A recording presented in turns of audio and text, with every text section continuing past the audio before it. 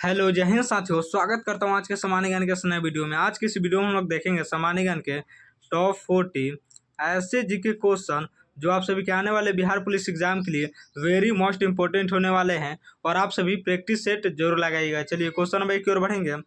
Question number 1 में पूछे आ रहा है, रेड क्रॉस संस्था का अंतर्राष्ट्रीय मुख्यालय निम्नलिखित में से कहाँ स्थित है। रेड क्रॉस संस्था का अंतर्राष्ट्रीय मुख्यालय निम्नलिखित में से कहाँ स्थित है। तो याद रखिएगा कहाँ स्थित है, जेनेवा स्विट्जरलैंड में स्थित है। रेड क्रॉस संस्था का अंतर्राष्ट्रीय मुख्यालय निम्नलिखित में से कहाँ स्थित है, तो याद रखिएगा जेनेवा स्विट्जरलैंड। क्वेश्चन नंबर 1 का भी बिल्कुल सही जवाब हो जाएगा। चलिए क्वेश्चन नंबर 2 की ओर बढ़ेंगे। क्वेश्चन नंबर 2 में पूछे आ रहा है, रामसर अभिसमय रामसर कन्वेक्शन का मुख्य उद्देश्य निम्नलिखित में से किसका संरक्षण करना है। तो याद रखिएगा रामसर अभिसमय का मुख्य उद्देश्य निम्नलिखित में से किसका संरक्षण करना है। तो याद रखिएगा आदर भूमियों वेथलैंड का जो है क्या करना है, संरक्षण करना है। याद रखिएगा रामसर अभिषय का मुख्य उद्देश्य क्या है, तो आदर भूमियों वेथलैंड का जो है संरक्षण करना है। क्वेश्चन नंबर 2 का भी बिल्कुल सही जवाब हो जाएगा। चलिए क्वेश्चन नंबर 3 की ओर बढ़ेंगे। क्वेश्चन नंबर 3 में पूछा जा रहा है, प्रसिद्ध ज्ञानपीठ पुरस्कार किस क्षेत्र में उत्कृष्ट योगदान के लिए दिया जाता है। तो प्रसिद्ध ज्ञानपीठ पुरस्कार किस क्षेत्र में उत्कृष्ट योगदान के लिए दिया जाता है, तो आप सभी को याद रखना साहित्य लिटरेचर के लिए दिया जाता है। क्वेश्चन नंबर 3 का डी बिल्कुल सही जवाब हो जाएगा, साहित्य लिटरेचर। चलिए क्वेश्चन नंबर 4 की ओर बढ़ेंगे। क्वेश्चन नंबर 4 में पूछा जा रहा है, पेनल्टी कॉर्नर शब्द का संबंध निम्नलिखित में से किस खेल से है। तो याद रखिएगा पेनल्टी कॉर्नर शब्द का संबंध किस खेल से है, तो याद रखना है आप सभी को किस खेल से है, तो हॉकी से है। पेनल्टी कॉर्नर का संबंध हॉकी खेल से है। क्वेश्चन नंबर 4 का भी बिल्कुल सही जवाब हो जाएगा। चलिए क्वेश्चन नंबर 5 की ओर बढ़ेंगे। क्वेश्चन नंबर 5 में पूछा जा रहा है, भारत में राष्ट्रीय खेल दिवस नेशनल स्पोर्ट्स डे प्रति वर्ष 29 अगस्त को किसकी स्मृति में मनाया जाता है। तो भारत में राष्ट्रीय खेल दिवस प्रति वर्ष 29 अगस्त को किसकी स्मृति में मनाया जाता है। तो याद रखना आप सभी को मेजर ध्यानचंद की स्मृति में जो है मनाया जाता है। क्वेश्चन नंबर 5 का भी बिल्कुल सही जवाब हो जाएगा।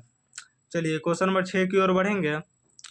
क्वेश्चन नंबर 6 में पूछा जा रहा है, गवर्नर जनरल लॉर्ड वेलेजली द्वारा शुरू की गई सहायक संधि सब्सिडरी एलियंस को स्वीकार करने वाला पहला भारतीय शासक कौन था। गवर्नर जनरल लॉर्ड वेलेजली द्वारा शुरू की गई सहायक संधि को स्वीकार करने वाला पहला भारतीय शासक कौन था। तो याद रखिएगा सहायक संधि को स्वीकार करने वाला पहला भारतीय शासक कौन था, तो आप सभी को याद रखना है हैदराबाद का निज़ाम। कौन था, हैदराबाद का निज़ाम। क्वेश्चन नंबर 6 का भी बिल्कुल सही जवाब हो जाएगा। चलिए क्वेश्चन नंबर 7 की ओर बढ़ेंगे। क्वेश्चन नंबर 7 में पूछा जा रहा है, शुंग वंश की स्थापना करने वाले पुष्यमित्र शुंग ने अपने कार्यकाल में 2 प्रसिद्ध अश्वमेध यज्ञ करवाए थे। उनके पुरोहित निम्नलिखित में से कौन थे। शुंग वंश की स्थापना करने वाले पुष्यमित्र शुंग ने अपने कार्यकाल में 2 प्रसिद्ध अश्वमेध यज्ञ करवाए थे। उनके पुरोहित निम्नलिखित में से कौन थे। तो याद रखना है उनके पुरोहित निम्नलिखित में से कौन थे, तो आपको याद रखना है पतंजलि। उनके पुरोहित कौन थे, पतंजलि थे। क्वेश्चन नंबर 7 का बिल्कुल सही जवाब हो जाएगा। पुष्यमित्र शुंग ने अपने कार्यकाल में 2 प्रसिद्ध अश्वमेध यज्ञ करवाए थे। याद रखिएगा कितने अश्वमेध करवाए थे, तो 2 प्रसिद्ध अश्वमेध करवाए थे। किसने, तो पुष्यमित्र शुंग ने।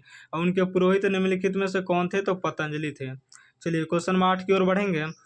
क्वेश्चन नंबर 8 में पूछा जा रहा है, भारतीय संविधान का अनुच्छेद 360 निम्नलिखित में से किससे संबंधित प्रावधान करता है। भारतीय संविधान का अनुच्छेद 360 निम्नलिखित में से किससे संबंधित प्रावधान करता है। तो याद रखना है किससे संबंधित प्रावधान करता है, तो वित्तीय आपातकाल फाइनेंशियल इमरजेंसी जो है फाइनेंशियल इमरजेंसी से प्रावधान प्रदान करता है। क्वेश्चन नंबर 8 का बिल्कुल सही जवाब हो जाएगा। ये सारे प्रश्न जो है आपके एग्जाम पैटर्न पर आधारित है, इसलिए इस वीडियो को बिल्कुल मिस नहीं करना और प्रैक्टिस सेट जरूर लगाना है।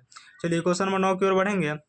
क्वेश्चन नंबर 9 में पूछा जा रहा है, निम्नलिखित में से कौन सा कर टैक्स पूरी तरह से केंद्र सरकार द्वारा लगाया और वसूल जाता है, लेकिन उससे प्राप्त आय को केंद्र और राज्यों के बीच विभाजित किया जाता है।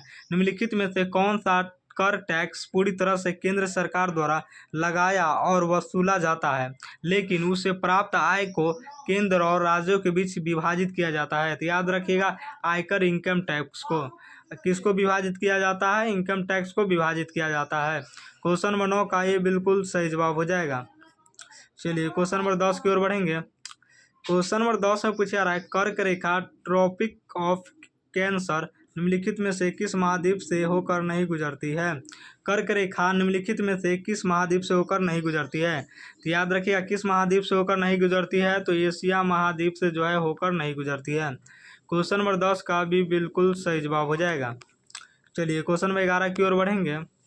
क्वेश्चन नंबर 11 में पूछा रहा है, भारत का एकमात्र सक्रिय ज्वालामुखी एक्टिव वोल्केनो बरैन आइसलैंड कहाँ स्थित है? भारत का एकमात्र सक्रिय ज्वालामुखी एक्टिव वोल्केनो बैरन आइसलैंड कहाँ स्थित है? तो याद रखिएगा, बैरन आइसलैंड कहाँ स्थित है? तो याद रखना है, अंडमान द्वीप समूह में स्थित है। क्वेश्चन नंबर 11 का भी बिल्कुल सही जवाब हो जाएगा। चलिए क्वेश्चन नंबर 12 की ओर बढ़ेंगे। क्वेश्चन नंबर 12 में पूछा रहा है, भारत में पहली बार चतुर्थ पंचवर्षीय योजना के दौरान किस वर्ष 14 प्रमुख व्यावसायिक बैंकों का राष्ट्रीयकरण किया गया था?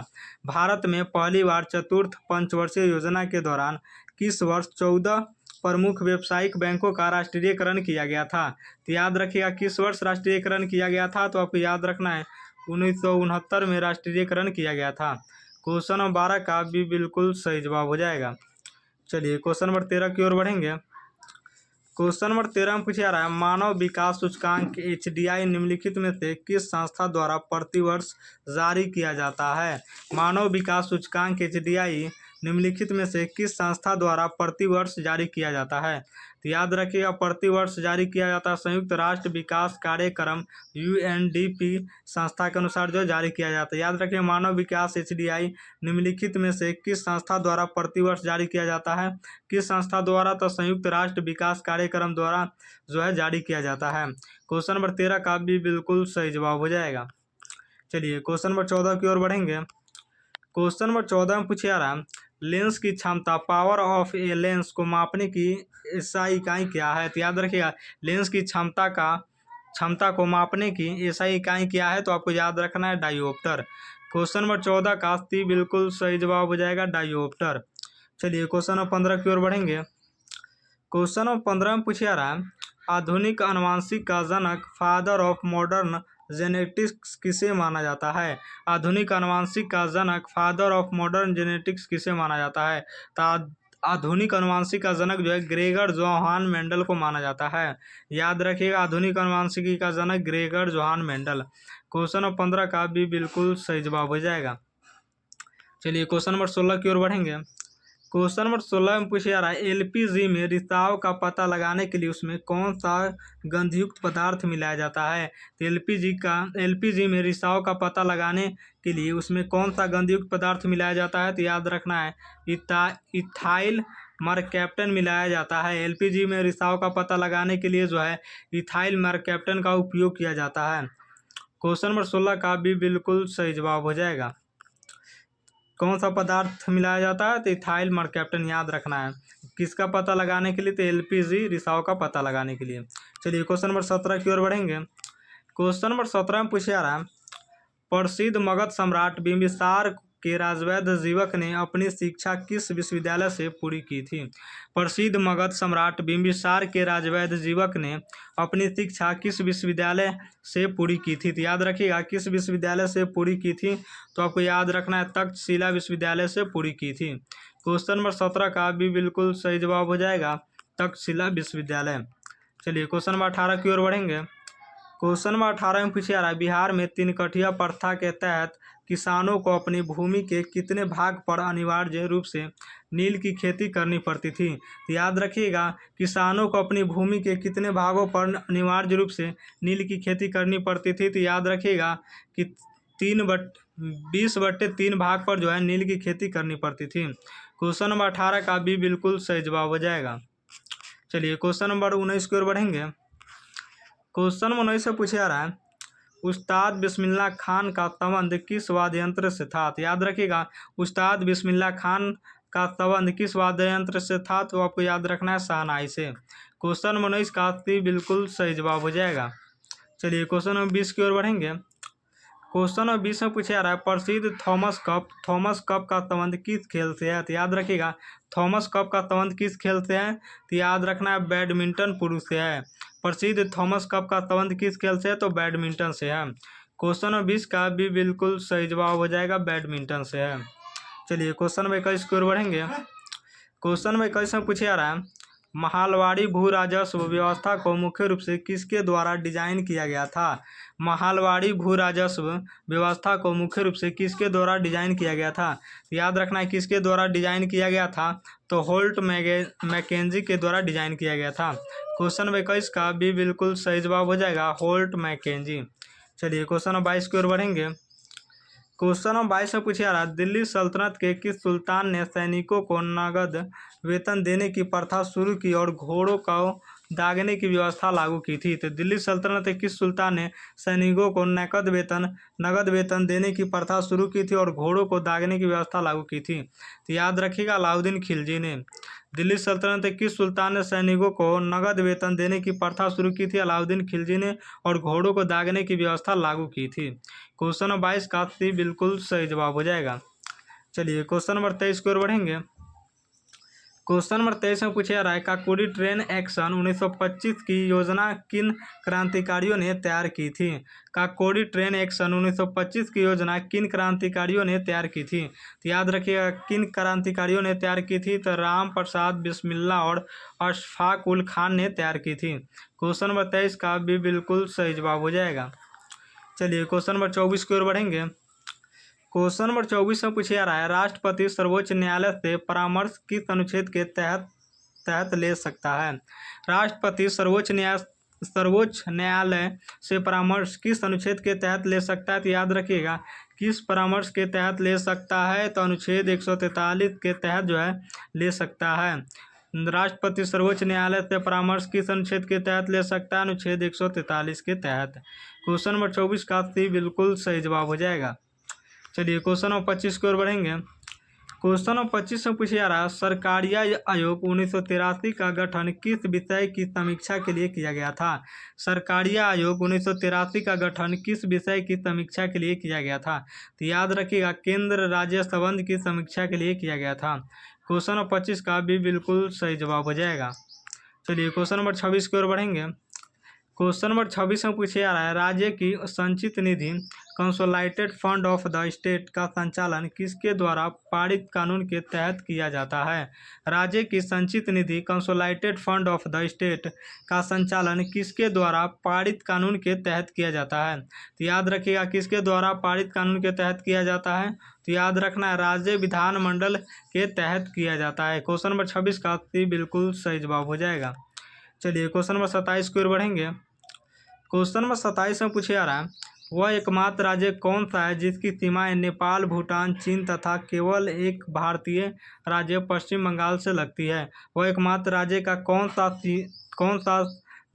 सा है? वह एकमात्र राज्य कौन सा है जिसकी सीमाएं नेपाल, भूटान, चीन तथा केवल एक भारतीय पश्चिम बंगाल से लगती है? तो याद रखना है सिक्किम एक ऐसा राज्य है जिसकी सीमाएं नेपाल, भूटान, चीन तथा जो है पश्चिम बंगाल से लगती है। क्वेश्चन नंबर 27 का भी बिल्कुल सही जवाब हो जाएगा। चलिए क्वेश्चन नंबर 28 की ओर बढ़ेंगे। क्वेश्चन नंबर 28 से पूछा जा रहा है पारिस्थितिकी तंत्र में 10% नियम किसने प्रतिपादित किया था? पारिस्थितिकी तंत्र में 10% नियम किसने प्रतिपादित किया था? तो याद रखिएगा रेमंड लिंडमैन ने प्रतिपादित किया था। क्वेश्चन नंबर 28 का भी बिल्कुल सही जवाब हो जाएगा। चलिए क्वेश्चन नंबर 29 की ओर बढ़ेंगे। क्वेश्चन नंबर 29 से पूछा जा रहा है रेगुर मृदा किस नाम से जानी जाती है?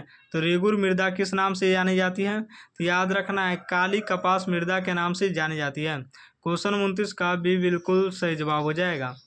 चलिए क्वेश्चन नंबर 30 की ओर बढ़ेंगे। क्वेश्चन नंबर 30 में पूछा जा रहा है तरलता जाल लिक्विडिटी ट्रैप में लोग धन को किस रूप में रखना पसंद करते हैं? तरलता जाल में लोग धन को किस रूप में रखना पसंद करते हैं? तो याद रखिए किस रूप में रखना पसंद करते हैं? तो नगद या तरल रूप में जो है रखना पसंद करते हैं। क्वेश्चन नंबर 30 का भी बिल्कुल सही जवाब हो जाएगा। चलिए क्वेश्चन नंबर 31 की ओर बढ़ेंगे। क्वेश्चन नंबर 31 में पूछा जा रहा है नाबार्ड की स्थापना किस समिति की सिफारिश पर की गई थी। तो नाबार्ड की स्थापना किस समिति की सिफारिश पर की गई थी। तो याद रखना है शिव रामन समिति की सिफारिश पर की गई थी। क्वेश्चन नंबर 31 का भी बिल्कुल सही जवाब हो जाएगा। चलिए क्वेश्चन नंबर 32 की ओर बढ़ेंगे। क्वेश्चन नंबर 32 से पूछा जा रहा है हाइपरमेट्रोपिया दूरदृष्टि दोष में प्रतिबिंब कहाँ बनता है। तो हाइपरमेट्रोपिया दूरदृष्टि दोष में प्रतिबिंब जो है कहाँ बनता है। तो याद रखना है रेटिना के पीछे बनता है। क्वेश्चन नंबर 32 का भी बिल्कुल सही जवाब हो जाएगा, रेटिना के पीछे। चलिए क्वेश्चन नंबर 33 की ओर बढ़ेंगे। क्वेश्चन नंबर 33 से पूछा जा रहा है पानी में डूबी हुई छड़ी मुड़ी हुई क्यों दिखाई देती है। पानी में डूबी हुई छड़ी मुड़ी हुई क्यों दिखाई देती है। तो याद रखना है पानी में जो डूबी हुई छड़ी होती है मुड़ी हुई क्यों दिखाई देती है। तो याद रखना है अपवर्तनांक के अंतर के कारण जो है जो पानी में डूबी हुई छड़ी जो है मुड़ी हुई दिखाई देती है। क्वेश्चन नंबर 33 का भी बिल्कुल सही जवाब हो जाएगा। चलिए क्वेश्चन नंबर 34 की ओर बढ़ेंगे। क्वेश्चन नंबर 34 में पूछा जा रहा है वॉशिंग सोडा का रासायनिक सूत्र क्या है। तो वॉशिंग सोडा का रासायनिक सूत्र Na2CO3.10H2O है। क्वेश्चन नंबर 34 का भी बिल्कुल सही जवाब हो जाएगा। चलिए क्वेश्चन नंबर 35 की ओर बढ़ेंगे। क्वेश्चन नंबर 35 में पूछा जा रहा है मानव शरीर की मास्टर ग्रंथि कौन सी है। तो मानव शरीर की मास्टर ग्रंथि पीयूष ग्रंथि है, पिट्यूटरी ग्लैंड है। मानव शरीर की मास्टर ग्रंथि पीयूष ग्रंथि। क्वेश्चन नंबर 35 का भी बिल्कुल सही जवाब हो जाएगा। चलिए क्वेश्चन नंबर 36 की ओर बढ़ेंगे। क्वेश्चन नंबर 36 में पूछा जा रहा है आधुनिक आवर्त नियम के अनुसार तत्वों के गुण किसके आवर्ती फलन होते हैं। आधुनिक आवर्त नियम के अनुसार तत्वों के गुण किसके आवर्ती फलन होते हैं। तो याद रखिएगा किसके आवर्ती फलन होते हैं। तो आपको याद रखना है परमाणु संख्या के जो है आवर्ती फलन होते हैं। क्वेश्चन नंबर 36 का भी बिल्कुल सही जवाब हो जाएगा।